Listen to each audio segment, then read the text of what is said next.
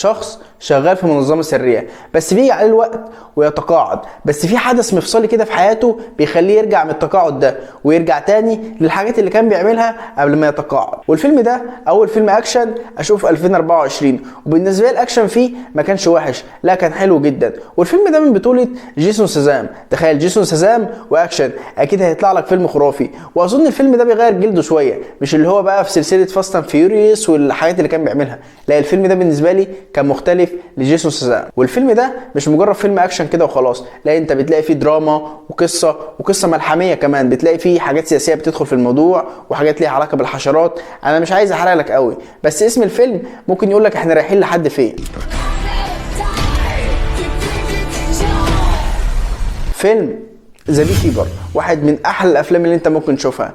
لو شفته قول لي رايك في الكومنتات، ولو انت لسه مشفتوش مستني ايه؟ وسلام.